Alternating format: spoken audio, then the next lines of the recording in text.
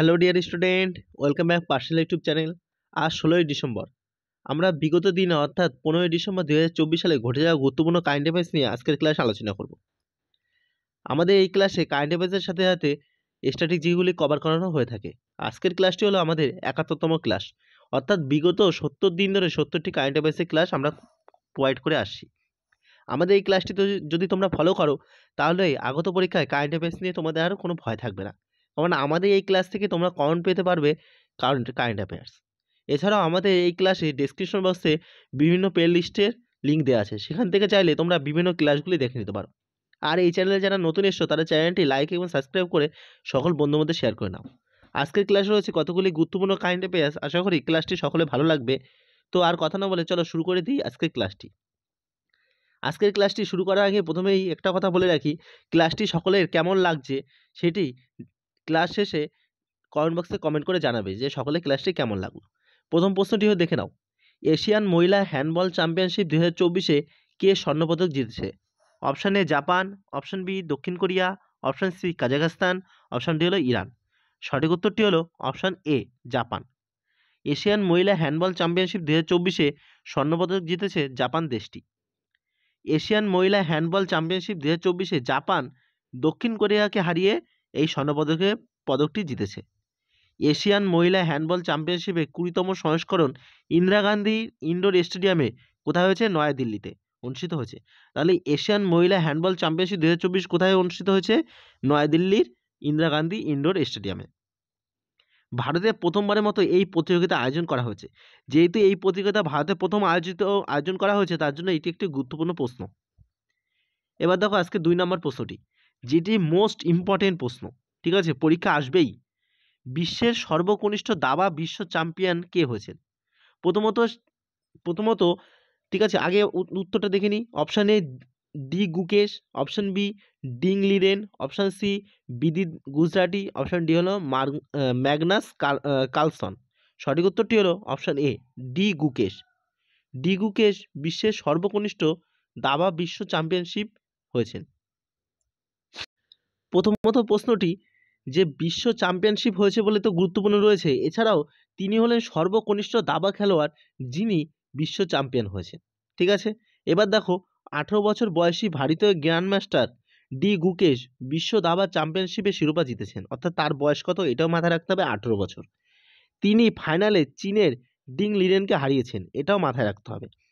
দ্বিতীয় ভারতীয় হিসাবে বিশ্ব চ্যাম্পিয়নশিপ হয়েছেন ডি গুকেশ।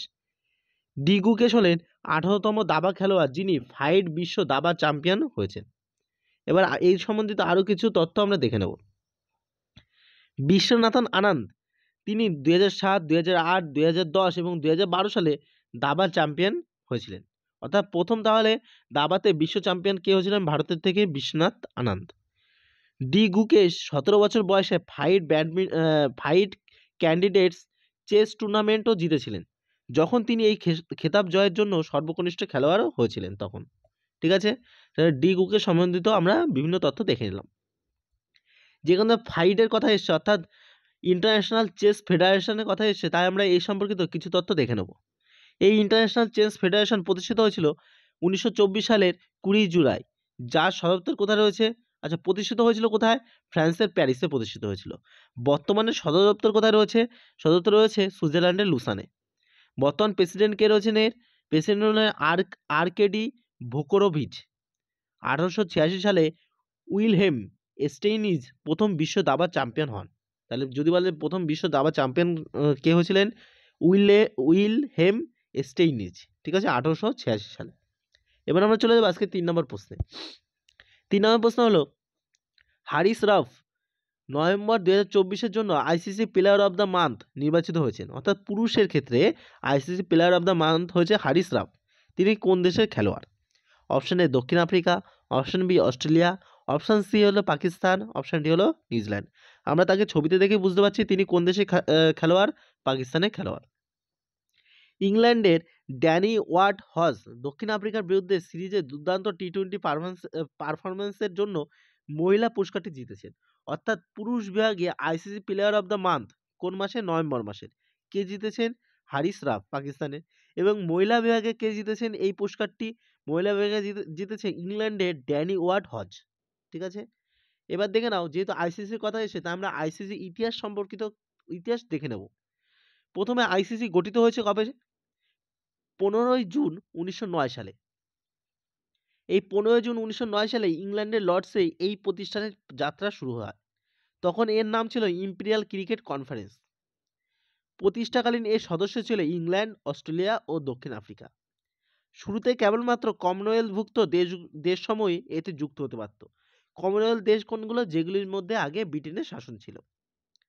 পরবর্তীতে এতে যোগ দেয় ওয়েস্ট ইন্ডিজ, নিউজিল্যান্ড, ভারত এবং পাকিস্তান ক্রিকেট দল। 1965 সালে সংস্থার নাম পরিবর্তন করে রাখা হয়েছিল ইন্টারন্যাশনাল ক্রিকেট কনফারেন্স নামকরণ করা হয়েছিল। এরপরে 1989 সালে আবারও এর নাম পরিবর্তন করে রাখা হয় আন্তর্জাতিক ক্রিকেট কাউন্সিল, যার এখন বর্তমান নাম আইসিসি। সদর দপ্তর 1909 সালে আইসিসি যুক্তরাজ্যের লন্ডনে গঠিত হলেও 2005 সাল থেকে বর্তমানে আইসিসি সদর রয়েছে দুবাইতে। অর্থাৎ এই 1909 সালে আইসিসি গঠিত হয়েছিল কোথায়? যুক্তরাজ্যের লন্ডনে। কিন্তু 2005 সাল থেকে এর সদর কোথায় করা হয়েছে? দুবাইতে করা হয়েছে। সদস্য দেশের সংখ্যা কত আইসিসির? 108টি, যার মধ্যে 12টি হলো পূর্ণ সদস্য দেশ এবং বাকি 96টি সহযোগী সদস্য দেশ। আইসিসির অফিসিয়াল ভাষা কি? ইংরাজি। আইসিসির চেয়ারম্যান কে রয়েছে বর্তমানে? জয় শাহ রয়েছে এবং ডেপুটি চেয়ারম্যান রয়েছেন ইমরান খাজা। তাহলে আমরা আইসিসি সম্পর্কিত বিভিন্ন তথ্য বা জিকেগুলি দেখে নিলাম। এবার চলে যাবো আজকের 4 নম্বর প্রশ্নে। 4 নম্বর প্রশ্নটা হলো Dalai Lama secret to happiness বইটি কে লিখেছেন? Option A Piyush Pandey, option B Ruskin Bond, option C Dinesh Sahra, option D হলো সুদীপ্তা সেনগুপ্ত। সঠিক উত্তরটি হলো option C Dinesh Sahra. Dalai Lama secret to happiness বইটি লিখেছেন দীনেশ সাহরা। বইটিতে কি আছে? বইটি সুখ, মঙ্গল এবং আধ্যাত্মিক বুদ্ধির বিষয়ে দালাই লামার শিক্ষার বর্ণনা দিয়েছে এই বইটিতে। দালাই লামা হলেন তিব্বতী বৌদ্ধ ধর্মের সর্বোচ্চ আধ্যাত্মিক নেতা। দালাই লামাকে পরম পবিত্রতাও বলা হয়ে থাকে। দালাই লামা 10 ডিসেম্বর 1989 সালে নোবেল শান্তি পুরস্কারে ভূষিত হয়েছিলেন। অর্থাৎ দালাই লামা হলেন নোবেল পুরস্কার পেয়েছিলেন, তিনি কত সালে পেয়েছিলেন? 1989 সালে। এবার দেখে নাও 2024 সালের সেরা কিছু বইয়ের সম্বন্ধিত current affairs. Mountain mammals of the world এই বইটি কে লিখেছেন? M K. Ranjit Singh. Call of the Gir বইটি লিখেছে Parimal Nathwani. 75 great revolutionaries of India এই বইটি লিখেছেন ভীম সিং, যিনি হলেন একজন রাজ্যসভার MP. India at the rate 100 এই বইটি লিখেছেন কে.ভি. সুব্রমণিয়াম। এরপর দেখো next breaking rocks and barriers এই বইটি লিখেছে সুদীপ্তা সেনগুপ্তা। তাহলে আমরা কিছু 2024 সালের সেরা বই কারেন্ট অ্যাফেয়ার্সে দেখে নিলাম। এবার চলে যাবো আজকের 5 নম্বর প্রশ্নে। 5 নম্বর প্রশ্নটি হলো কে 34তম ব্যাস সম্মানে ভূষিত হয়েছেন? একটি ভেরি ইম্পর্টেন্ট প্রশ্ন। Option A Pushpa Bharati, option B Gyan Chaturvedi, option C Suryabala, option D হলো চিত্রা মুদগাল। সঠিক উত্তরটি হলো অপশন সি সূর্যবালা। 34তম ব্যাস সম্মানে ভূষিত হয়েছেন, অর্থাৎ ব্যাস সম্মান পুরস্কারটি পেয়েছেন সূর্যবালা। আচ্ছা, এখানে পুষ্পভারতী আছে। পুষ্পভারতী 33তম ব্যাস সম্মানে ভূষিত হয়েছিলেন, অর্থাৎ 2023 সালে ব্যাস সম্মান পেয়েছিলেন 33তম পুষ্পভারতী, আর 2024 সালে 34তম ব্যাস সম্মান কে পেলেন? সূর্যবালা। প্রখ্যাত হিন্দি লেখক সূর্যবালা 34তম ব্যাস পুরস্কারটি পেয়েছেন। 2018 সালে প্রকাশিত তার কোন দেশ কো ভাসি ভেনু কি ডায়েরি উপন্যাসের জন্য এই সম্মানটি দেওয়া হয়েছে। এই সম্মানের অধীনে সূর্যবালাকে 4 লক্ষ টাকা পুরস্কার, একটি সম্মাননাপত্র এবং স্মারক দেওয়া হবে। যেহেতু এখানে ব্যাস সম্মানের কথা এসেছে, অর্থাৎ ব্যাস পুরস্কারের কথা এসেছে, তাই আমরা অ্যাবার্ট অফ দ্য টপিকে ব্যাস পুরস্কার সম্পর্কিত কিছু জিকে দেখে নিই। ব্যাস সম্মান হলো একটি সাহিত্য পুরস্কার যা প্রথম 1991 সালে প্রদান করা হয়েছিল। এটি কে কে বিড়লা ফাউন্ডেশন দ্বারা বার্ষিক প্রদান করা হয়ে থাকে। অর্থাৎ এই পুরস্কারটা কে প্রদান করে থাকে? কে কে বিড়লা ফাউন্ডেশন। 1991 সালে এটি রামবিলাস শর্মাকে তার ভারতকে পেহচান ভাষা আর হিন্দি সাহিত্য রচনার জন্য প্রদান করা হয়েছিল। তাহলে প্রথম এই ব্যাস সম্মান কে পেয়েছেন? 1991 সালে রামবিলাস শর্মা। ব্যাস সম্মান একটি প্রশংসাপত্র সহ একটি ফলক সহ 4 লক্ষ নগদ টাকা পুরস্কার করা হয় এই ব্যাস সম্মানে। তাহলে আমরা ব্যাস সম্মান সম্পর্কিত জিকেগুলি দেখে নিলাম। এবার দেখেন আজকের কারেন্ট অ্যাফেয়ার্সের 6 নম্বর প্রশ্নটি, কোন দেশ জয় বাংলাকে তার জাতীয় স্লোগান মেনে নিতে অস্বীকার করেছে? Option A Sri Lanka, option B Bangladesh, option C Pakistan, option D হলো নেপাল। সঠিক উত্তরটি হলো অপশন বি বাংলাদেশ।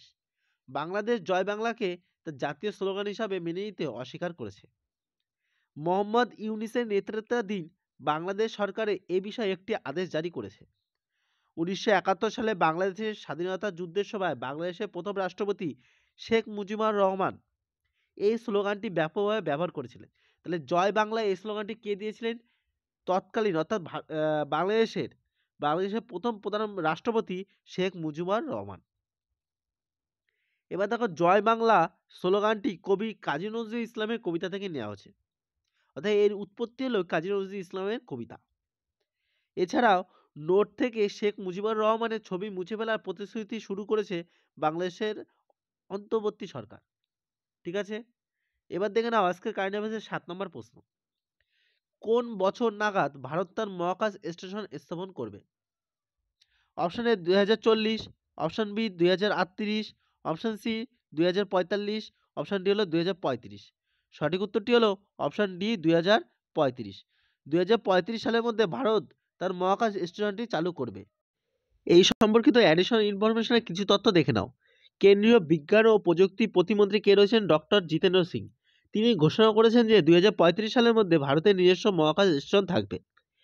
এছাড়াও 2040 সালের মধ্যে একজন ভারতীয়কে চাঁদে অবতরণ করা হবে। গগনযান মিশন, এই গগনযান মিশনটা কি সেটা একটু দেখে নিই। গগনযান মিশনে ভারতের প্রথম মানব মহাকাশ মিশন হলো গগনযান মিশন, যাতে প্রথম ভারতীয় নভোচারী যাকে 2026 সালের প্রথম দিকে মহাকাশে পাঠানো হবে। এবার দেখে নাও আজকের কারেন্ট অ্যাফেয়ার্সের শেষ প্রশ্নটি হলো, প্রথম ভারত মেরিটাইম হেরিটেজ সম্মেলন 2024 কোথায় অনুষ্ঠিত হয়েছিল? Option A Visakhapatnam, option B Mumbai, option C New Delhi, option D হলো দেরাদুন। সঠিক উত্তরটি হলো অপশন সি নয়াদিল্লি। নয়াদিল্লিতে ভারতের প্রথম মেরিটাইম হেরিটেজ সম্মেলন 2024 অনুষ্ঠিত হয়েছে। যেহেতু প্রথম একটি সম্মেলন এটি, তার জন্য এটি গুরুত্বপূর্ণ একটি প্রশ্ন। প্রথম ইন্ডিয়া মেরিটাইম হেরিটেজ কনভেনশন 2024 সালে 12ই ডিসেম্বর নয়াদিল্লিতে সম্পূর্ণ হয়েছে। এই সম্মেলনটি হরপ্পা সময় থেকে ভারতের সমৃদ্ধ সামুদ্রিক ঐতিহ্য তুলে ধরেছে। এই সম্মেলনে ভারত সরকার গুজরাটের লোথালে ন্যাশনাল মেরিটাইম হেরিটেজ কমপ্লেক্স তৈরি করেছে। তো ডিয়ার স্টুডেন্ট, এই ছিল আজকে কারেন্ট অ্যাফেয়ার্সের ক্লাসটি কেমন লাগলো সেটি সবাই কমেন্ট বক্সে কমেন্ট করে জানিও। আর সকলকে ধন্যবাদ ক্লাসটি সম্পূর্ণ দেখার জন্য। আর হ্যাঁ, যারা ক্লাসে নতুন এসছো তারা অবশ্যই ক্লাসটি লাইক এবং সাবস্ক্রাইব করে সকল বন্ধুদের মধ্যে শেয়ার করে দাও। আর ধন্যবাদ সবাইকে।